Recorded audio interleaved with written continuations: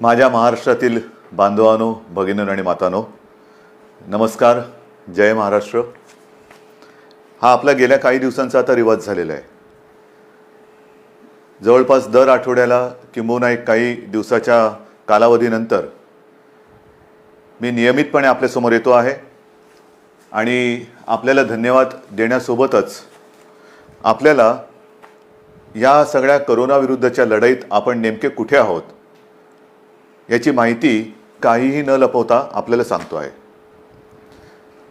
आजच्या माझ्या या संवादाला सुरुवात करण्याआधी मी सर्व धर्मियांना, सर्व सामाजिक संस्था आहेत, राजकीय पक्षांना सुद्धा धन्यवाद देतोय, कारण त्यांचं गेल्या काही दिवसातलं सहकार्य हे अत्यंत चांगलं आणि उत्तम राहिलेलं आहे. साधारणतः होळी झाली आणि होळीनंतर कोरोनाची बोंबाबोंब सुरू झाली. त्याच्यानंतर जे काही आपल्या सगळ्यांचे उत्सव सणवार हे आले ते अत्यंत शांतपणाने आणि शिस्तीने, कुठेही गर्दी समारंभ उत्सव न करता आपण घरच्या घरी साजरे केले. आता 1-2 दिवसामध्ये ईद येते. ईदच्या तर शुभेच्छा माझ्या मुस्लिम समाजातील बांधवांना, माता भगिनींना तर मी आधी देतोच आहे, पण त्यांना देखील विनंती करतोय की आपणही सहकार्य करता आहात. ही परिस्थिती ही अनपेक्षित आणि कोणाच्याही ध्यानीमनी नसणारी, किंबहुना गेल्या अनेक वर्षात काही पिढ्यांनी न पाहिलेली अशी परिस्थिती संपूर्ण जग अनुभवते आहे. आणि म्हणून मी आपल्याला सुद्धा सांगतोय की 1-2 दिवसात जेव्हा आपला ईद आपण साजरा करणार आहात तेव्हा रस्त्यावरती न येता, कुठेही गर्दी न करता घरातल्या घरातून आपण आपली प्रार्थना करा. आणि त्या प्रार्थनेमध्ये संपूर्ण आपल्या राज्यासाठी, देशासाठी आणि जगासाठी लवकरात लवकर हे कोरोनाचं संकट नष्ट हो अशी सुद्धा आपण एक दुआ मागा. हे सगळं सहकार्याचं वातावरण असल्यामुळे आपण नेमकं लॉकडाऊन केला आणि त्यातनं काय साधलं याची कल्पना मी आपल्याला देतोय. काही जणांना अजूनही या परिस्थितीचं गांभीर्य लक्षात येतंय, म्हणजे मी तुमच्याबद्दल नाही बोलत, काही जणांचा अर्थ तुमच्या लक्षात आला असेल. पण आज जी मे महिन्याची तारीख आहे, म्हणजे मे महिन्याचा आता साधारणतः शेवटचा टप्पा, आपण त्या शेवटच्या टप्प्यात आलेलो आहोत. मार्च एप्रिलपासून हे संकट आपल्या अवतीभोवती फिरायला सुरू झालं आणि आत्ता आपण पाहतात की या कोरोनाच्या रुग्णांच्या संख्येत, म्हणजे पॉझिटिव्ह केसेसमध्ये अचानक थोडी वाढ झालेली आहे. मी याची कल्पना आपल्याला सुरुवातीपासून देत आलेलो आहे. हा जो विषाणू आहे हा गुणाकार करत जातो आणि या गुणाकाराला मर्यादा नाही आहे, तो त्याचा तोच ठरवतो. लॉकडाऊन का करायचा, आपण एकमेकापासून अंतर का ठेवायचं, ते याच्यासाठी की याचा प्रादुर्भाव जो आहे तो संसर्गजन्य असल्यामुळे आपण संपूर्ण शहरभर होर्डिंग्स, राज्यभर होर्डिंग्स लावलेली आहेत. शिंकताना, खोकताना तोंडावरती रुमाल ठेवा, मास्क घाला, मास्क का कंपल्सरी करा, हात का धुवा, ह्या ज्या काही सूचना आहेत त्या सूचना या पुढचे काही दिवस सुद्धा आपल्याला पाळाव्या लागणार आहेत. कोरोनाबरोबर जगायला शिका, म्हणजे काय शिकायचं नेमकं, काय करायचं नेमकं, त्याच्यावरती मी आपल्याला सांगतोच आहे. पण एकूण हे जे काय वातावरण आहे हे तुम्हालाही आवडत नाही आहे, मला तर अजिबात आवडत नाही आहे. गेल्या अधिवेशनामध्ये आपण आपल्या सगळ्यांची स्वप्न पूर्ण करण्याच्या दिशेने जाणारा एक अर्थसंकल्प मांडला काय, आणि ते अधिवेशनच या संकटामुळे आपल्याला लवकर संपवावं लागलं. म्हणजे अर्थसंकल्प जाहीर झाला. मराठवाडा आहे, विदर्भ आहे, उत्तर महाराष्ट्र आहे, पश्चिम महाराष्ट्र, कोकण, मुंबई, सगळी शहरं, यांच्यासाठी प्रत्येक क्षेत्रात आपण काय काय करणार हे एक स्वप्न आहेच. आणि स्वप्न मी सत्यात आणणार, नक्की आणणार, त्याच्याबद्दल कुठेही दुमत नाही आहे. पण सुरुवात करायला घेतली आणि हे संकट आलं, सगळं ठप्प झालं. आणि त्या एप्रिलपासून साधारणतः केंद्र सरकारने, किंबहुना दिल्लीची जी काही टीम मी तुम्हाला सांगत आलेलो आहे, मध्ये मध्ये येते आणि आपल्याला कल्पना देते की आपण कुठे आहात, कुठे जाऊ शकता. तो आकडा हा जर का मी तुम्हाला सांगितला, तो मुद्दामून मी तुम्हाला सांगतोय, मे महिन्याच्या शेवटच्या टप्प्यात, म्हणजे आता जो काही टप्पा सुरू झालेला आहे त्याच्यात महाराष्ट्र हा त्यांच्या अंदाजाप्रमाणे 1.25 ते 1.5 लाख रुग्ण किंवा पॉझिटिव्ह केसेस असतील असा त्यांचा अंदाज होता. 1.25 ते 1.5 लाख. म्हणजे मी 1.25 ते 1.5 लाख का म्हणतोय की मेचा अखेर जेव्हा येईल त्यावेळेला साधारणतः महाराष्ट्रात 1.5 लाख केसेस ह्या असू शकतील असा त्यांचा अंदाज हा त्यांनी व्यक्त केलेला होता. आणि हे काही त्यांनी उगाचच नाही सांगितलं, एक आपल्याला खबरदारी घेण्यासाठी म्हणून सांगितलं होतं की लक्षात घ्या की ज्या पद्धतीने हा गुणाकार होतो तो किमान 1.5 लाख रुग्ण हे तुमच्या महाराष्ट्रात तुमच्या राज्यात होऊ शकतात. ही त्यांनी एक मी भीती नाही म्हणत पण अंदाज व्यक्त केला होता. प्रत्यक्ष आज 23 तारखेला काय आहे स्थिती, म्हणजे मी म्हणून ते 1.25 ते 1.5 लाख का म्हटलं की 1.5 लाख जर मे अखेरीला होणार असतील तर आज 1.25 लाख व्हायला हवे. 1.25 लाख म्हटल्यानंतर आज मी मुद्दामून काही कागद घेऊनच बसलेलो आहे. आज आपल्या महाराष्ट्रामध्ये 33,786 ह्या पॉझिटिव्ह केसेस आहेत. 33,786. आता मी तुमच्याशी बोलत असताना खाली करायची स्क्रोल येत असेल की महाराष्ट्रामध्ये 47,190 रुग्ण आहेत. ही तफावत कशी, खाली तर स्क्रोल येतोय 47,000, मुख्यमंत्री म्हणतात 33,000. ह्याचं कारण असं की या 47,000 मध्ये अजूनही पहिल्या दिवशी जो पहिला रुग्ण सापडला तो धरला जातोय. पहिला रुग्ण म्हणजे जेव्हा आपल्याला कळलं की आपल्या राज्यात ह्या व्हायरसने शिरकाव केलेला आहे, तो रुग्ण बरा होऊन घरी गेला तरी देखील तो ह्याच्यात पकडला जातोय. मग 47,190 म्हटल्यानंतर आतापर्यंत 13,404 हे रुग्ण बरे होऊन घरी गेलेले आहेत. 13,000च्या आसपास बरे होऊन रुग्ण घरी गेलेत. म्हणजे 47 मी वरचे आकडेमोड नंतर म्हणजे तुम्ही बघा, पण 47 वजा 13,000 जवळपास 33,000 रुग्ण हे आज आपल्या महाराष्ट्रामध्ये. 1.25 लाख आणि 33,000, 1.25 लाख रुग्णांची शक्यता होती. तीच आज महाराष्ट्रामध्ये प्रत्यक्ष ऍक्टिव्ह केसेस ज्याला म्हणतो रुग्ण हे 33,786 आहेत. हे कशामुळे शक्य झालं, हे तुमच्यामुळे शक्य आहे. तुम्ही जी काय एक शिस्त पाळलीत, जी हिंमत दाखवली, अगदी तुमच्या मनाविरुद्ध असलं तरी, म्हणजे काही वेळेला मला आता हुकुमशाह झाल्यासारखं वाटते की अरे घर के बाहेर निकाल के देखता हूं तेरे को. हे असं नाही आहे. घराबाहेर धोका आहे म्हणून मी आपल्याला विनंती करतोय घरात राहा. तरी आजची आपली परिस्थिती आहे, वस्तुस्थिती आहे. याच्यामध्ये एकूण टेस्ट ज्या आपण घेतल्या त्या जवळपास 3.5 लाखाच्या आसपास टेस्ट या महाराष्ट्रात झालेल्या. 3,48,026. त्याच्यामध्ये 2,98,000 म्हणजे जवळपास 3 लाखाच्या आसपास हा आकडा आता तुम्हाला मी सांगितलंच. एवढे निगेटिव्ह आलेले आहेत. दुर्दैवाने याच्यात मृत्यू मात्र झालेत. जे व्हायला नकोच आहेत ते साधारणतः 1,577 मृत्यू झालेले आहेत. हा सगळा ठोकताळा हा आजचा आपल्या राज्याचा आहे. याच्यामध्ये काही चांगल्याही गोष्टी कशा आहेत की पूर्वी मी तुम्हाला सांगितलं होतं की लहान बालकं ही बरी होऊन घरी गेलेली आहेत. एक तर बातमी मी त्या आपल्या फोनवरती बीबीसीचं ॲप येतं ना, त्या ॲपमध्ये वाचलेली आहे की बीबीसीने कव्हर केले. मुंबईमध्ये कोरोना पॉझिटिव्ह असलेल्या ज्या आपल्या भगिनी आहेत, ज्यांच्या आता गेल्या ह्या काळामध्ये प्रसूती झालेल्या आहेत, त्या पॉझिटिव्ह होत्या. मग त्याही आता बऱ्याचशा बऱ्या झाल्या. पण त्यांची बालकं ही कोविड मुक्त जन्माला आलेली आहेत. म्हणजे त्या बालकांना कुठेही कोरोनाची लागण झालेली नाहीये. हा एक चमत्कार आहे निसर्गाचा. आणि हा चमत्कार जसा हा बालकांच्या बाबतीत आहे, मी काही दिवसांपूर्वी आपल्याला सांगितलं होतं की 84 वर्षाच्या आजीबाई बऱ्या होऊन घरी गेल्या. आता त्याच्याही पुढे आपण गेलोत. एक 90 वर्षाच्या आजी आपल्या मुंबईमध्ये बऱ्या होऊन स्वतःच्या पायाने पायी चालत म्हणजे गाडीत उतरल्यानंतर म्हणजे तशा घरी गेलेल्या आहेत. म्हणजे अत्यंत छोट्या बालकांपासून नवजात आभ्रकांपासून ते 90 वर्षांच्या आजीबाईंपर्यंत सगळेजण कोविडचा मुकाबला यशस्वीपणाने करतायत. ही एक मोठी जमेची बाजू आहे. एक गोष्ट अजून मला सांगावीशी वाटते की ह्याच्या पुढची लढाई ही अधिक बिकट होणार. कारण हा गुणाकार आता जीवघेणा होणार आहे.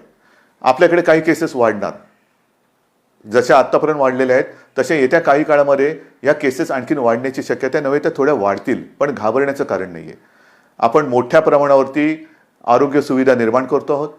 म्हणजे राज्यात म्हणाल तर काही लाखांमध्ये आपण रुग्णशय्या त्याची व्यवस्था करतो आहोत. महाराष्ट्रामध्ये, मुंबईमध्ये, देशात काही राज्यांनी केलं असेलही, जगात काही देशांनी केलं असेलही, आपण इतर देशांकडे, इतर राज्यांकडे काय करतात बघण्यापेक्षा आपण काय करतो आहोत त्याच्यावरती लक्ष देणं जास्त गरजेचं आहे. गेल्या वेळेला मी जे सांगितलं की आपण फील्ड फील्ड हॉस्पिटल्स जसं बांद्रा कुर्ला कॉम्प्लेक्स आहे, गोरेगाव आहे, वरळी डोम आहे. डोमची तर यंत्रणा आपण जर का म्हणजे बघायला जाऊ नका, पण ते माझा असा विचार आहे की या सगळ्याचं एक कुठेतरी रेकॉर्डिंग करून ठेवायला पाहिजे की कसं मुंबई आणि महाराष्ट्राने कसं ह्या संकटाशी सामना केला, काय काय केलं. काही ठिकाणी तर आपण ICU बेड्स ह्या फील्ड हॉस्पिटलमध्ये करतो आहोत. आज जी काही थोडीशी एक म्हणजे व्हायला नको आहे, मी पुन्हा पुन्हा सांगतोय, एक रुग्णांची आबाळ होते अशा बातम्या येतात, होतं सत्य आहे. ह्याचं कारण हे संकट एवढं मोठं आहे की कोणाच्याही आकलनात किंबहुना त्याला समजण्याच्या आधी हे एवढं मोठं संकट आलेलं आहे. मग त्याच्यात साधारणतः एप्रिलमध्ये मी जे आपल्याला सांगू इच्छितो, एप्रिल एंडमध्ये आपल्याकडे जे हॉस्पिटल्स आहेत त्याच्यात 1000च्या आसपास बेड्स होते. आज आपण ही हॉस्पिटल्स आणि फील्ड हॉस्पिटल ह्यांची जर का एकत्रित संख्या मोजली तर मे अखेरीस आपण किमान 14,000 म्हणजे आत्ता फील्ड हॉस्पिटलमध्ये 3,000 म्हणजे जवळ आत्ता 7,000 बेड्स आपल्याकडे उपलब्ध आहेत, पण पुढच्या महिन्यात 13,000 ते 14,000 बेड्स हे हॉस्पिटल्समध्ये आपण उपलब्ध करून देऊ शकतोय. आता हे बेड्स कसे असतील तर मी मागे आपल्याला सांगितलं होतं की साधारणतः 3 टप्प्यात आपण करतोय. जसं क्वारंटाईन आयसोलेशन हा एक भाग आहे, तसंच जे एसिम्प्टोमॅटिक आहेत, काही जणांना ऑक्सिजनची गरज लागते, व्हेंटिलेटर नाही ऑक्सिजन. हा सगळा जो काय आपण काळ 2 महिन्याचा अनुभवलेला आहे त्याच्यात एक गोष्ट लक्षात आलेली आहे की जास्तीत जास्त रुग्णांना हे व्हेंटिलेटरपेक्षा ऑक्सिजनची गरज लागते. आणि हे जे काय आपण बेड्स किंवा रुग्णशय्या या उपलब्ध करत आहोत, त्यांची व्यवस्था करत आहोत राज्यभर, मुंबईमध्ये पण, त्याच्यात जास्तीत जास्त बेड्सना ऑक्सिजनची सुविधा आपण देत आहोत, जास्तीत जास्त, अगदी फील्ड हॉस्पिटलमध्ये सुद्धा. काही ठिकाणी तर आपण फील्ड हॉस्पिटलमध्ये ICU बेड्सची व्यवस्था करतो आहोत. हे केवळ आपण महाराष्ट्रामध्येच करू शकतो असा मला आत्मविश्वास आहे. अनेक जण पुढे येत आहेत, डॉक्टर्स पुढे येत आहेत, नर्सेस पुढे येत आहेत. हा सगळा टप्पा आपण ओलांडत असताना 1-2 महिन्यापूर्वी मी तुम्हाला आवाहन केलं होतं की तेव्हा रक्ताचा पुरवठा थोडासा, रक्ताचा साठा आपल्याकडे कमी झाला होता. अनेक जण पुढे आले, रक्तदाते पुढे आले, त्यांनी रक्तदान केलं. ते रक्तदान केल्यामुळे आजपर्यंत आपण विनासायास ह्या सगळ्या उपचार पद्धतीमध्ये रक्ताचा पुरवठा, मग कोविडचे पेशंट आले, नॉन कोविड पण आले, त्यांना देऊ शकलो. पण आता पुन्हा एकदा रक्तदानाची गरज आहे, कारण आज आपल्याकडे साधारणतः पुढचे 8 ते 10 दिवस पुरेल एवढा रक्तसाठा आहे. म्हणून मी तमाम रक्तदात्यांना एक नम्र आवाहन करतो आहे. गेल्या वेळेला आपल्याला थांबवावं लागलं होतं की आता आहे आपल्याकडे पुरेसा रक्तसाठा झालेला आहे, आता रक्तदान करू नका. आता मला पुन्हा आपल्याला महाराष्ट्राला रक्तदानाची गरज आहे, रक्ताची गरज आहे. आणि महाराष्ट्राचं रक्त काय असतं, महाराष्ट्राच्या रक्तामध्येच संकटाविरुद्ध लढण्याची जिद्द कशी आहे ती आपल्याला पुन्हा एकदा दाखवायची आहे. म्हणून पुन्हा एकदा रक्तदान करण्याची आवश्यकता आहे, रक्ताची आवश्यकता आहे. त्याच्याबद्दल मी आपल्याला विनंती करतो आहे की ज्यांची रक्तदान करण्याची इच्छा आहे त्यांनी पुन्हा एकदा पुढे यावं, रक्तदान करावं आणि आपल्या पुढच्या ह्या सगळ्या कदाचित कोरोना पॉझिटिव्ह होऊ शकणाऱ्या आणि इतर सुद्धा जे नॉन कोविड पेशंट आहे त्यांना लागणारी रक्ताची आवश्यकता ही पूर्ण करावी. हे आरोग्याच्या बाबतीत झालेलं आहे. कारण एक महत्त्वाचा मुद्दा, आपल्याला आता पुढे पावसाळा पण येतोय.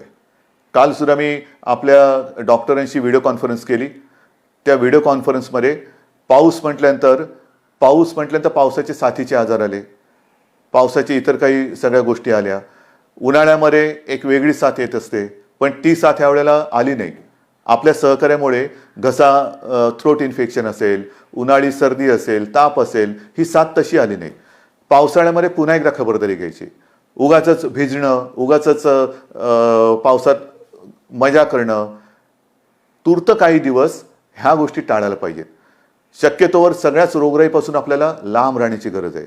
मग स्वच्छ पाणी पिणं, पाणी उकळून पिणं, या गोष्टी त्या अनुषंगाने आल्याच. पण इतर ह्या सगळ्या आजारांपासून लांब राहणं म्हणजेच कोरोनापासून लांब राहणं आहे. एक गोष्ट मी जी तुम्हाला सतत एक गोष्ट म्हणता एक गोष्ट सांगतो, तुम्ही म्हणाल याची गोष्ट संपते की नाही कधी. तर ह्या सगळ्या काही दिवसांमध्ये अनुभवाला आलेल्या गोष्टी आहेत. प्रत्यक्ष कोरोनाने किती मृत्यू झाले तो एक आकडा आहे, पण त्याचबरोबरीने ज्याला आपण कोमॉर्बिडिटी म्हणतो, मी वारंवार सांगत आलेलो आहे, हाय रिस्क ग्रुप 55 वर्षाच्या वर आणि ज्यांना मधुमेह, रक्तदाब, किडनीचे आजार, इतर काही आजार, ह्या काही गोष्टी असतील, त्यांच्यावरती हा कोरोनाचा व्हायरस जास्त घातक दुष्परिणाम करतोय. आणि त्याच्यासाठी जसं आपण उन्हाळी साथींपासून दूर राहिलो तसंच पावसाळी साथींपासून सुद्धा दूर राहण्याची गरज आहे. मग सर्दी, खोकला, ताप आणि जरा कुठे लक्षण दिसलं तर ताबडतोब तुम्ही डॉक्टरांकडे गेलं पाहिजे. कारण साथीची लक्षणं आपण संपूर्ण राज्यभर जी होर्डिंग्ज लावलेत, शिंकताना, खोकताना तोंडावरती रुमाल ठेवा, मास्क लावा. प्रत्यक्ष असा अनुभव असा आलाय की सर्दी खोकल्यापेक्षा एक थकवा आला, ताप येतोय, त्याच्यानंतर तोंडाची चव जाते, वासच येईनासा होतोय. ही सुद्धा कोरोनाची प्राथमिक लक्षणं आहेत. ही लक्षणं थोडी वेगळी आहेत जी आपण कधी आधी अपेक्षित केली नव्हती. सर्दी, खोकला, ताप ही लक्षणं अपेक्षित धरली होती. त्याच्यात ताप हे आहेच, ताप येतोय, 2-3 दिवस झालं ताप येतोय, तो ताप उतरतच नाहीये. अंगावरती काढू नका, अंगावरती काढू नका. थकवा थकवा थकवा जाणवतो आहे, तोंडाची चव गेलेली आहे, त्याच्यानंतर वास येत नाहीये, तर लगेच डॉक्टरांकडे संपर्क करा. कारण ही कोरोनाची प्राथमिक लक्षणं असू शकतात. आणि ही लक्षणं जर का लक्षात आली तर डॉक्टरांकडे आल्यानंतर हाही एक आपला अनुभव आहे, लवकरात लवकर म्हणजे मी तुम्हाला सांगितलं ना, दुर्दैवाने 1500च्या आसपास मृत्यू झालेले आहेत. यातले काही मृत्यू तर आपल्याकडे हे रुग्ण अतिशय शेवटच्या टप्प्यात आलेले आहेत, अतिशय शेवटच्या टप्प्यात. म्हणजे काही हालचाल करण्याच्या आतच दुर्दैवाने त्यांचा मृत्यू झालेला आहे. काही लोक ही लक्षणं खूप वाढल्यानंतर आलेले आहेत. पण अनेक जण जे बरे झालेत ते सगळे रुग्ण वेळेमध्ये आले आणि त्यांना वेळेत उपचार सुरू केल्यामुळे हे व्यवस्थित खडखडीत बरे होऊन घरी सुद्धा गेलेले आहेत. या विषाणूवरती औषध नाही हे जरी जागतिक सत्य असलं तरी आपले डॉक्टर ही प्रयत्नांची पराकाष्ठा करतायत. त्या सगळ्या डॉक्टरना, ह्या आपल्या युद्धातल्या सैनिकांना जेवढे आपण धन्यवाद देऊ तेवढे थोडे आहेत. वेगवेगळे प्रयोग करतायत, जगभरात सगळ्या डॉक्टरांशी बोलतायत, एकमेकाचे अनुभव एकमेकाशी शेअर करतायत. आणि मग त्यांनी काही औषधाची ठरवलेली आहेत की पटकन म्हणजे प्राथमिक अवस्थेत रुग्ण आल्यानंतर त्याला हा जो व्हायरस आहे तो आणखीन पुढे सरकण्याच्या आत कोणती औषधं दिली तर तिथल्या तिथे त्याचा जो पुढचा दुष्परिणाम करण्याची जी काही ताकद आहे ती रोखू शकतो. त्याच्यावरती एक गाईडलाईन तयार होते. त्याच्यानंतर दुसऱ्या टप्प्यात काय औषधं द्यायची, तिसऱ्या टप्प्यात काय औषध द्यायची, कोणतं औषध पहिलं द्यायचं, त्यांचं कॉम्बिनेशन कोणतं करायचं, ह्याच्यावरती सगळा अभ्यास आपला हा होतोय आणि त्याला चांगलं यश मिळतंय, नक्की मिळतंय. आणि ह्या अनुभवातनं एक लक्षात आलं की डॉक्टर्स तर जागेवर आहेत, औषधं वेळेवरती मिळाली पाहिजेत. ती औषधं आपण वेळेवर मिळवतोय, पण औषधं वेळेवर मिळण्याबरोबरीने पेशंट सुद्धा वेळेवरती मिळाला पाहिजे. म्हणजेच ज्यांना ही लक्षणं आढळत आहेत त्यांनी वेळेत डॉक्टरकडे आलं पाहिजे. आपणही सरकारकडनं आणि महापालिकेकडनं घरोघरी जाऊन हे विकार म्हणा किंबहुना ही लक्षणं म्हणा कोणाला आढळत आहेत का त्याचा एक मोठ्या प्रमाणावरती म्हणजे काही लाखांमध्ये आजपर्यंत आपण लोकांच्या घरोघरी गेलेलो आहोत. त्यातनं काही लोक आपण जे कदाचित संभाव्य रुग्ण होऊ शकतात कोरोनाचे त्यांना वेळेत बाजूला काढलेलं आहे. त्यांना त्यांच्या आवश्यकतेनुसार ऑक्सिजन आपण देतो आहोत. इतर काही त्यांना विकार असतील त्याच्यावरती इलाज आपण करतो आहोत. आपला प्रयत्न हाच आहे की व्हायरस कोणाकडे पोहोचायच्या आत आपण त्याच्याकडे पोहोचून त्याला सुरक्षित ठेवायचं. हे चाललेलं आहे, राज्याकडनं चाललेलं आहे, महापालिकांकडनं चाललेलं आहे. मला खरंच एका गोष्टीचा एक अभिमान आहे की जसं मी आपल्याशी ह्या सगळ्या गोष्टी बोलतोय तसं खास करून ग्रामीण भाग, मग माझा विदर्भ आहे, माझा मराठवाडा आहे, माझा उत्तर महाराष्ट्र आहे, पश्चिम महाराष्ट्र आहे, कोकण आहे, शहरं तर आहेच आहे, या सगळ्यांनी खूप जिद्दीने या लढाईत उतरलेले आहेत, खूप जिद्दीने. विशेषतः विदर्भ आहे, मराठवाडा आहे. ह्याचा प्रादुर्भाव मराठवाड्यात एक संभाजीनगर ते सुद्धा आता आटोक्यात येते. उत्तर महाराष्ट्रामध्ये मालेगाव ते सुद्धा आता आटोक्यात येते. सुरुवातीला लक्षात येत नाही हे काय होतं, याला सारा ताप तर येतोय, पण समोर काही घटना घडल्या, समोर मृत्यू दुर्दैवाने घडल्यानंतर लक्षात येतं अरे हे गंभीर आहे, ह्या सारं सुद्धा ताप नाहीये, सारं सुद्धा खोकला नाहीये. मग डॉक्टरकडे गेलं पाहिजे. डॉक्टर काय म्हणतात ते ऐकलं पाहिजे. आपल्याला वेगळं विलगीकरण कक्षात राहायला पाहिजे, अलगीकरण कक्षात राहायला पाहिजे. हॉस्पिटल्स ही वेगळी केलेली आहेत, कोविड आणि नॉन कोविड असाही विभाग केलेला आहे. पण हा सगळा जो ग्रामीण भाग आहे त्याच्यामध्ये आजही या सगळ्या लोकांनी हा कोविडचा प्रादुर्भाव अतिशय जिद्दीने हा मर्यादित ठेवलेला आहे. म्हणजे मी काल सहज एका परदेशात असलेल्या आपल्या हिंदुस्थानी डॉक्टर, मराठी डॉक्टरशी बोललो. तो आपला मूळचा ग्रामीण भागातला, मला वाटतं जळगाव वगैरेच्या तिथल्या भागातले आहेत. त्यांच्याशी मी बोलत असताना त्यांना विचारलं, डॉक्टर साहेब तुमच्या देशात काय चाललेलं आहे. त्यांनी त्यांच्या देशातली परिस्थिती सांगितली आणि मला असं सांगितलं की उद्धवजी, आपला महाराष्ट्र ज्या पद्धतीने लढतोय ही फार एक अभिमानाची गोष्ट आहे. आणि त्यांनी ग्रामीण भागात चौकशी केली, उत्तर महाराष्ट्रामध्ये केस सापडल्यानंतर लगेच आपण काय उपाययोजना करतो, कसं सगळं ते प्रतिबंधित क्षेत्र किंवा काय कसं करतो. ते म्हणाले असे प्रयत्न हे फार महत्त्वाचे आहेत आणि हे प्रयत्न आपण करतो आहोत, म्हणून हा 1.25 ते 1.5 लाखाचा आकडा जो अपेक्षित किंवा अंदाजित होता तो आपण ह्या 33,000 किंवा काय जो मगाशी आकडा सांगितला तोपर्यंत आपण नियंत्रित ठेवू शकलो. हे सगळेजण तुम्ही हे खरे योद्धे आहात. मग काही जण असं म्हणतात की तुम्ही पॅकेज का नाही दिलं, पॅकेज द्यायला पाहिजे, हे द्यायला पाहिजे, ते द्यायला पाहिजे. अहो सगळं काही देतो. पहिलं जे संकट आपल्या डोक्यावरती घोंगावतं आहे ते आरोग्याचं संकट आहे. आरोग्यविषयक जोपर्यंत आपण सुविधा करत नाहीत किंवा आपण उपाययोजना करत नाही तोपर्यंत पॅकेज, आजपर्यंत खूप पॅकेजेस वाटली गेली. हो, किती पॅकेजेस आली वाटतात, लाखो कोटींची पॅकेजेस आणि पॅकेजेस. वरती सगळं छान पॅकेज असतं, आपल्याला वाटतं काय पॅकेज आलेलं आहे, उघडल्यानंतर रिकामा खोका, आतमध्ये काहीच नाहीये. हे अशा पोकळ घोषणा करणारं सरकार आहे, आपल्या महाविकास आघाडीचं सरकार नाहीये. आज आपण ज्या काही गोष्टी करतो आहोत, गोरगरिबांना ज्यांच्याकडे रेशन कार्ड नाही त्यांना धान्य देण्याची योजना अनेकदा सांगितल्यानंतर केंद्राने मान्य केली. केंद्राला मी धन्यवाद देतो. ज्यांच्याकडे रेशन कार्ड नाही त्यांचं काय होणार, त्यांना धान्य देण्याची योजना आलेली आहे. त्यांना इतके दिवस आपण शिजवलेलं अन्न देत होतो, तो अजूनही काही ठिकाणी चालू आहे. शिवभोजन योजना रोजच्या आपल्या लाखाच्या वरती रोज ज्या 10 रुपयामध्ये आपली शिवभोजन योजना होती थाळी, ती 5 रुपयात देतोय. काय कोणतं पॅकेज आहे? ही पॅकेजच्या पलीकडची गोष्ट आहे. पहिल्यांदी अन्न मिळणं ही फार महत्त्वाची गोष्ट आहे. धान्य मिळणं ही फार महत्त्वाची गोष्ट आहे. उपचार मिळणं ही फार महत्त्वाची गोष्ट आहे. या सगळ्या ज्या काही आपण योजना करतोय त्या सर्वांसाठी करतोय, सर्व वर्गांसाठी करतोय. ह्या गरिबांसाठी करतोय, मध्यमवर्गीयांसाठी करतोय, श्रीमंतांसाठी करतोय. कारण ही आपली परिस्थिती जरी गोरगरीब अशी असली तरी व्हायरस कोणालाच ओळखत नाही. मग जसं रेशन कार्ड नसलेल्यांकडे आपण धान्य देतो आहोत, तर रेशन कार्ड ज्यांच्याकडे नाही त्यांनी उपचार कसे करायचे, कारण त्याच्यात हे नव्हतं. मग आपली महात्मा ज्योतिराव फुले जी विमा योजना आहे त्याच्यात आपण आता 100% लोकांना आपण ज्या नोंदणीकृत आपली हॉस्पिटल्स आहेत त्या हॉस्पिटल्समधनं 100% मोफत उपचार हे या सगळ्यांना करून देणार आहोत. काय पॅकेज आहे, कोणतं पॅकेज आहे, घोषित करायचं, जाहिरात करायची का प्रत्यक्ष काम करायचं? आपण देतो आहोत. आजपर्यंत मी तुम्हाला सांगितलं की साधारणतः 5.5 ते 6 लाख परप्रांतीय मजुरांची आपण 3 वेळाच्या अन्नाची सोय करत होतो. 5.5 ते 6 लाख. किती खर्च झाला आहे? पॅकेज केलं. या सगळ्या राज्यातल्या मजुरांना, इतर राज्यातल्या मजुरांना आपण जा नाही सांगितलं, पण त्यानंच घरी जायचं होतं. मग घरी जायचं तर कसं करायचं?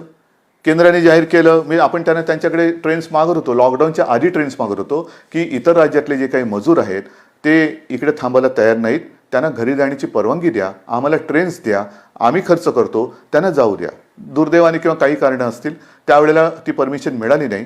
आता हे संकट वाढल्यानंतर त्यांना परवानगी दिली गेली, कारण ते सुद्धा फार ते भीषण चित्र होतं. ही साधी लोक रस्त्यावरनं आपल्या कुटुंब कबिल्यासह चालत. ऊन आहे आणि सोयी सगळीकडे, कुठे निर्जन रस्त्यावरती सोयी सुविधा कुठून असणार? मग रस्त्यावरनं कोण चाललेले आहेत, रुळाच्या पटरीवरनं कोण चाललेले आहेत. पण आता केंद्राने जी सोय केल्यानंतर केंद्र सरकार 85% पैसे आपल्याला त्यांनी जाहीर केले ते मिळतील. जसे आजपर्यंत मिळाले तसे तेही मिळतील. पण राज्याने आतापर्यंत 481 ट्रेन्स 5 मे ते 23 मे या काळामध्ये सोडलेल्या आहेत. रोज सोडतोय. मी तुमच्याशी बोलतोय त्याही वेळेला कुठली तरी एखादी ट्रेन निघाली असेल. आणि या प्रवासी मजुरांची ही संख्या आहे ही 6 ते 7 लाखाच्या आसपास आजपर्यंत त्यांची आपण सोय केलेली आहे. 6 ते 7 लाखापर्यंत. आणि याच्यासाठी राज्य सरकारने जवळपास 85 कोटी रुपये ह्या व्यवस्थेवरती ट्रेन्सच्या भाड्यापोटी हे दिलेले आहेत. हे पॅकेज आहे, पण 85 कोटी रुपये दिलेले आहेत. म्हणजे 85 कोटी आणि वरचे तर मी काय वाचत नाही, पण 85 कोटी आणि काही लाख रुपये दिलेले आहेत. आपण रोज 80 ट्रेनची मागणी करतोय, रोज 80 ट्रेनची मागणी करतोय की आम्ही सोय करायला तयार आहोत, आम्हाला ट्रेन्स द्या. पण रोजच्या 30 ते 40 म्हणजे अर्ध्या ट्रेन्स आपल्याला रोज मिळत आहेत. अर्ध्या 80 ट्रेन्स आपण रोज मागतोय, पण 30 ते 40 मिळत आहेत. ट्रेन्स आपली क्षमता आहे, तुम्ही ट्रेन्स आम्हाला द्या. आम्ही आमच्याकडनं सगळ्या ह्या मजुरांची आता आपण नीट व्यवस्था केलेली आहे. त्यांना व्यवस्थित त्यांची नोंदणी करून अत्यंत चांगल्या पद्धतीने, आणि ते सुद्धा घरी परत जाताना आपल्या राज्य सरकारचा जय जयकार करत जात आहेत. महाराष्ट्र सरकार जिंदाबाद. कारण त्यांची आपण इकडे नीट सोय केली. घरी जाण्याची त्यांना मी जे आपण वचन दिलं होतं त्या वचनाप्रमाणे त्यांना घरी पाठवायची सुरुवात केलेली आहे. पैसे त्यांच्याकडनं तिकीट घेतलेलं नाही. सुरुवातीच्या काळामध्ये काही कळत नव्हतं म्हणजे केंद्राकडनं काय येईल, यांच्याकडनं काय येईल, पण त्याची वाट न बघता आपण खर्च केलेला आहे. एस टीने सुद्धा फार महत्त्वाचं काम केलेलं आहे. कारण हे सगळे जे काही लोक होती रस्त्याने निघाले होते, त्यांना कल्पनाच नव्हती. जसं एक तो झाला ना जालन्याच्या आसपास, एक तो लोकर ती मजूर रुळावरतीच त्यांना डोळा लागला आणि त्यांच्या अंगावरनं मालगाडी गेली. कारण रस्त्यावरनं जाता येत नाही, भुसावळला जायचंय, रस्ता कसा कळणार, रुळावरनं चला. तर अशी दिशाहीन एक भटकंती चाललेत. त्या सगळ्यांना आपली एस टी जी आहे, एस टीला ह्यांना सुद्धा सगळ्यांनी मी धन्यवाद देतो. त्या रस्त्यावरनं जाणाऱ्या लोकांना तिथे त्यांनी उचलून त्यांना ज्या स्टेशनवरती जायचं होतं त्या स्टेशनवरती आपण सोडतो आहोत. काही लोकांना तर एस टीमधून परराज्यामध्ये आपण नेतो आहोत. म्हणजे इथे ट्रेनने तर जातातच आहेत, एस टीतून जात आहेत. पण ही सुद्धा संख्या किती आहे? एस टी बसेसच्या आजपर्यंत साधारणतः 5 मे ते 23 मे पर्यंत 32,000 फेऱ्या झालेल्या आहेत. 32,000 फेऱ्या. त्याच्यात जसं ट्रेननी काही लाख 7-8 लाख लोक ही आपण पाठवलेली आहेत, तसं एस टीच्या माध्यमातून आपण 3,80,000 मजुरांना स्टेशनपर्यंत नाही तर त्यांच्या राज्यापर्यंत आपण पोहोचवलेले आहे. 3,80,000. आणि ह्याही वरती साधारणतः शासनाचा खर्च हा 75 कोटीचा आपण आत्तापर्यंत केलेला आहे. 75 कोटी. कुठलं पॅकेज पाहिजे तुम्हाला? पॅकेज पाहिजे इतर देशातनं सुद्धा आणि आता इतर राज्यातनं हवाई मार्गे आपल्याकडे काही विद्यार्थी येत आहेत, काही अडकलेले आपली लोक येत आहेत. ह्या सगळ्यांची सोय आपण करतोय. त्यांना बाहेरून येणाऱ्यांना आपण क्वारंटाईनची सोय करतोय. 7 जूनपर्यंत आणखीन 13 फ्लाईट्सने महाराष्ट्रामध्ये वेगळी नागरिक आणखीन येत आहेत. आजच सकाळी माझं आपले पुरी आहेत म्हणजे केंद्रीय सिव्हिल एव्हिएशनचे मिनिस्टर, त्यांच्याशी बोलणं झालं. आणि त्यांच्याबरोबर सुद्धा बोलताना मी त्यांना तेच सांगितलं की जरा आम्हाला एक अंदाज घेऊ द्या. आम्हाला कोणालाही काय लॉकडाऊन 5 वर्ष आमच्या सरकारने काय केलं, लॉकडाऊन केला हे नाही, हे काय अभिमानाची गोष्ट नाही आहे. आम्हाला हे सगळं सुरू करायचं, उलटं वाढवायचं चांगलं. पण ते वाढवताना खबरदारी घेऊन आम्हाला करायचे. त्याच्यामुळे नेमकं प्रवासी येणार ते कसे येणार, त्यांची खबरदारी तुम्ही काय घेणार, आम्ही काय घ्यायची. एअरपोर्ट सुरू करायचं म्हणजे एअरपोर्टला लागणारा कर्मचारी वर्ग किती लागणार, ह्या सगळ्या गोष्टी आपल्याला करायच्या आहेत, नक्कीच करायच्या आहेत. आताचा जो काय सीझन आपला हा सुरू होतोय तो सीझन एकतर शेतीचा होतोय आणि शिक्षणाचा होतोय. शिक्षणाचा सुद्धा समजा आपण अगदी जूनमध्ये शाळा सुरू करतो की नाही करू शकतो आहोत, कॉलेजेस सुरू करतो की नाही करू शकतो आहोत, ह्याच्यासाठी सुद्धा एक अभ्यास गट करून त्यांच्याबरोबर सुद्धा आपला सगळा विचारविनिमय करून त्याही बाबतीत आपण निर्णय घेतो आहोत, नक्की घेणार. शाळा समजा थोड्या पुढे गेल्या तरी शिक्षण कसं चालू ठेवता येईल तेही बघतोय. अंतिम वर्षाच्या विद्यार्थ्यांच्या परीक्षेचं काय करणार आहे तोही महत्त्वाचा निर्णय. पण एक गोष्ट नक्की की या विद्यार्थ्यांनी आणि त्यांच्या पालकांनी कुठेही अस्वस्थ होऊ नये. तुमच्या सगळ्यांच्या भवितव्याची चिंता ही महाराष्ट्र सरकारला आहे. आणि अंतिम वर्षाच्या विद्यार्थ्यांच्या परीक्षेचा निर्णय सुद्धा लवकरात लवकर हा अत्यंत व्यवस्थितपणाने आपण घेतो आहोत. तुम्ही काळजी करू नका. सगळ्या गोष्टी आहेत, एका बरोबर एक गोष्टी आपल्या सगळ्याकडे येत आहेत. त्याच्यात कुठेही कुचराई होणारच नाही, अजिबात होणार नाही आहे. महाराष्ट्राचं अर्थसंकल्प आपलं अर्थचक्र त्याच्याबाबत काय करणार हे मी तुम्हाला सांगितलेलं आहे की जवळपास 50,000 उद्योग आपले सुरू झालेले आहेत. त्याच्यामध्ये अनेक मजूर हे कामावरती आलेले आहेत. रोजगार हमी योजना त्याच्यामध्ये सुद्धा काही लाखांमध्ये मजूर हे काम करायला त्यांनी सुरुवात केलेली आहे. भिवंडी आणि मालेगाव इथला यंत्रमाग सुरू करायला आपण परवानगी दिलेली आहे. त्याच्यानंतर एस टी बसेसची जी सेवा आहे ती जिथे जिथे ग्रीन झोनमध्ये जे जिल्हे हे ग्रीन झोनमध्ये आहेत त्यांना तूर्त जिल्ह्यातल्या जिल्ह्यात आपण एस टीची सेवा सुरू करायला परवानगी दिलेली आहे, जिल्ह्यातल्या जिल्ह्यात. त्याच्यामुळे ती सुरू करतो आहोत. माल वाहतूक तर सुरू आहेच, पण जसं परराज्यातील कामगार किंवा परराज्यातील लोक आपण पाठवले, मी गेल्याही वेळेला उल्लेख केला होता, माझ्या राज्यातली लोक, आपल्या राज्यातली लोक, विदर्भातली आहेत, मराठवाड्यातली आहेत, उत्तर महाराष्ट्र, सगळीकडचेच, कोकणातली आहेत, तुम्ही त्यांना पाठवून देता, आम्हाला का नाही पाठवणार? तुम्ही तर आपले आहात, तुम्हाला मी प्रेमाने आणि हक्कानेच सांगणार, कारण माझा हक्क आहे तुमच्यावरती, तुमचा हक्क आहे माझ्यावरती. तुम्ही सगळेजण तुमच्या आशीर्वादानेच हे तुमच्यासाठी आम्ही करू शकतो आहोत. आणि म्हणून मला आपल्याला सांगायचं आहे की आपली सुद्धा जी घरी येण्या जाण्याची जी काय एक मागणी आहे ती सुद्धा आपण लवकरात लवकर त्याच्याही बाबतीत एक सुरुवात करतो, नक्की करतो. पण आत्ताचा हा जो काही काळ आहे, मी काल परवाकडेच एक सोनियाजी आणि इतर सगळ्या पक्षातल्या नेत्यांची एक व्हिडिओ कॉन्फरन्स झाली आणि त्या कॉन्फरन्समध्ये मी बोललो होतो की पुढच्या 15 दिवसात आपल्याला आपल्या देशाचं खरं चित्र हे समोर येईल, आपण नेमके कुठे आहोत ह्याचं. कारण मोठ्या एका प्रमाणावरती स्थलांतर झालेलं आहे, होत आहे, ह्या राज्यातले त्या राज्यात, त्या राज्यातले ह्या राज्यात.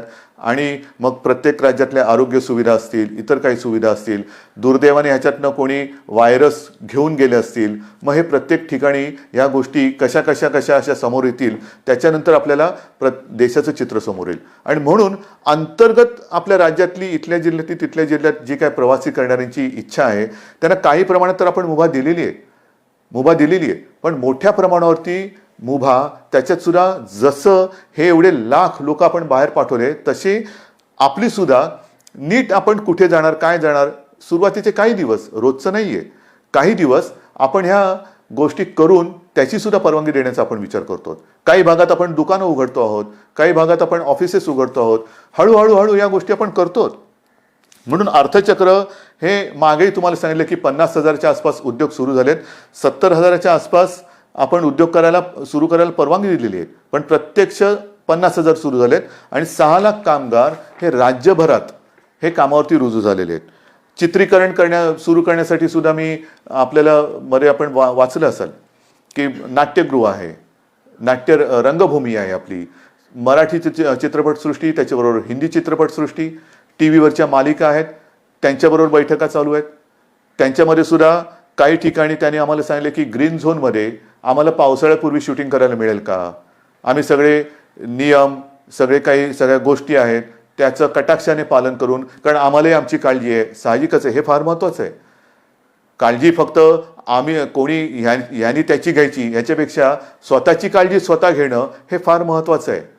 आणि हे काळजी घेऊन सगळ्या गोष्टी आपण सुरू करायला देतो. चित्रीकरणाला परवानगी देण्याचा आपला विचार चालू आहे. त्याच्यानंतर पोस्ट प्रोडक्शन म्हणजे डबिंग, एडिटिंग, ह्या सगळ्या गोष्टी ह्या मर्यादित स्वरूपात कसं करता येईल, लोकांना बाहेर फिरायला जायला परवानगी कधी देता येईल, आपण काही आउटडोर खेळ सुरू करायला काही परवानगी कशी देऊ शकतो, ह्या सगळ्याचा विचार आपण करतो. म्हणजे कुठे निगेटिव्ह यांनी जात नाहीये. परवाच खरीप हंगामाच्या तयारीची बैठक आपल्या मंत्रिमंडळाने घेतली आणि त्याच्यामध्ये मग पीक कर्जाचा विचार आला, विम्याची योजना आली.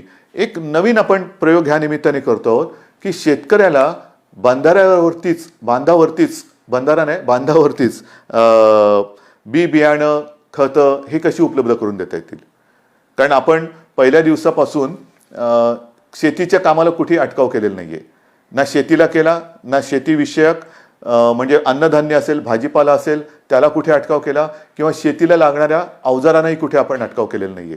तर शेती ही चालू राहिलीच पाहिजे. अन्नधान्य याचा एक पुरवठा, जगामध्ये कोणतेही संकट आलं तरी शेवटी 2 घासे लागणारच आणि त्याच्यासाठी आपण त्यांना कुठेही अटकाव केलेला नव्हता. तर शेतकऱ्याची सुद्धा खबरदारी हे आपण घेतो आहोत. कापूस खरेदी हा सुद्धा महत्त्वाचा विषय अनेक जणांनी मांडला. कापूस खरेदीचं काय, आजपर्यंत आपण साधारणतः 75 ते 80% कापूस खरेदी ही केलेली आहे, नक्कीच केलेली आहे, अजूनही ही चालू आहे, बंद नाही केलेली.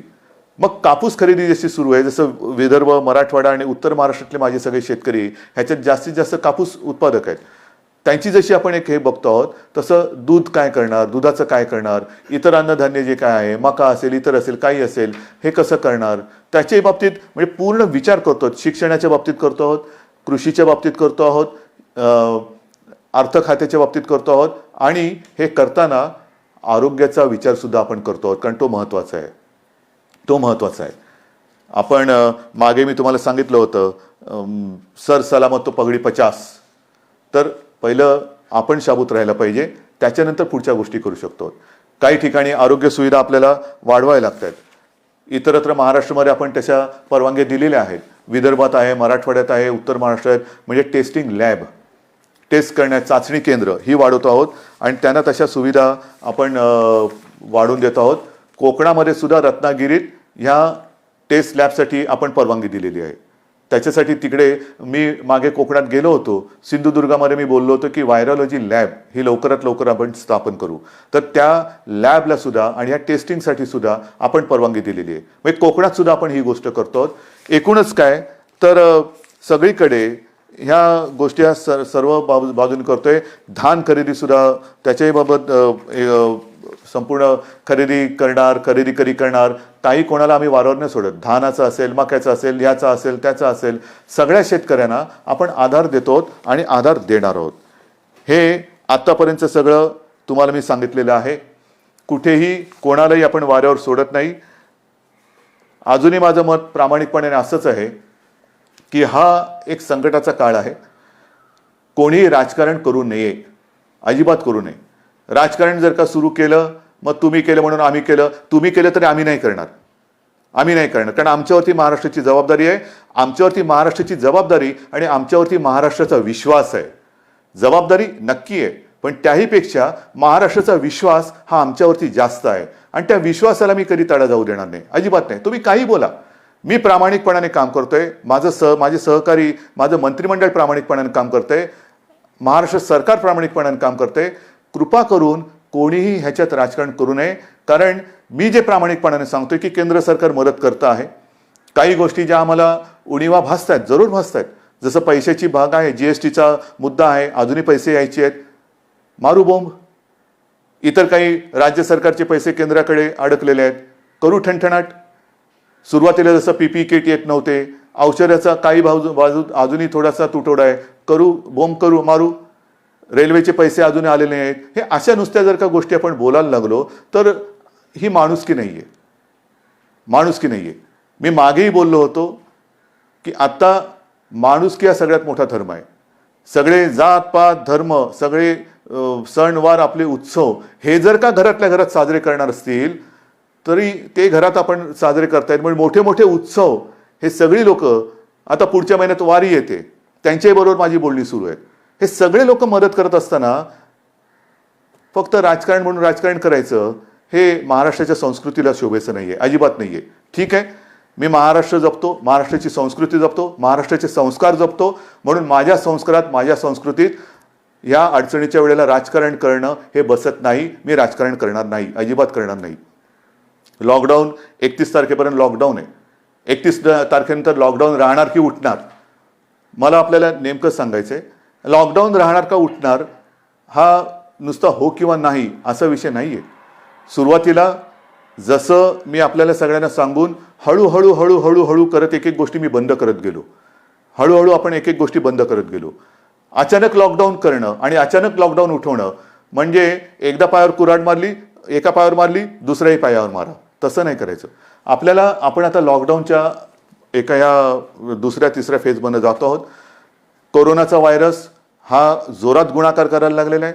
आणखीन काही केसेस येत्या काही दिवसात वाढणार आहेत.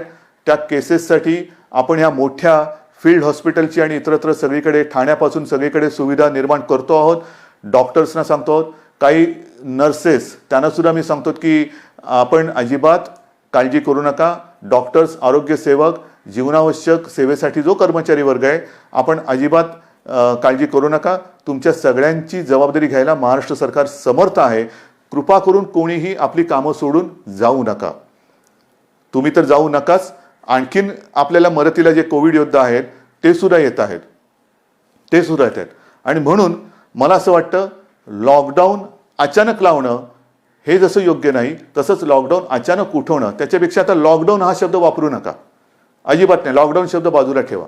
आपण हळूहळू आपल्या आयुष्याची गाडी ही पूर्वपदावरती आणतो आहोत हळूहळू. म्हणजे हळूहळू जसं बंद करत गेलो तसं काही गोष्टी ह्या आपण ओपन करत जातो. आणि हे ओपन करताना, रिओपन करताना पावलं मात्र अत्यंत खबरदारीने टाकायचे. करोनासोबत जगायला शिका. म्हणजे काय शिकायचं तर पुढचे काही दिवस, काही महिने करायचे आपल्याला मास्क घालूनच समाजात फिरावं लागेल. आपले हात हे सतत धुत राहावेच लागतील.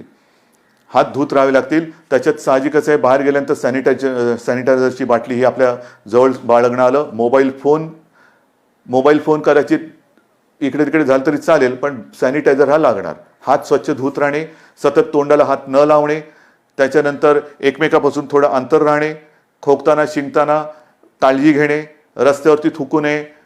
या सगळ्या गोष्टी म्हणजे करोनानंतरचं जग कसं असेल तर करोनानंतरचं जग हे असं असेल. करोना हा कदाचित काही चांगल्या गोष्टी पण आपल्याला शिकवेल.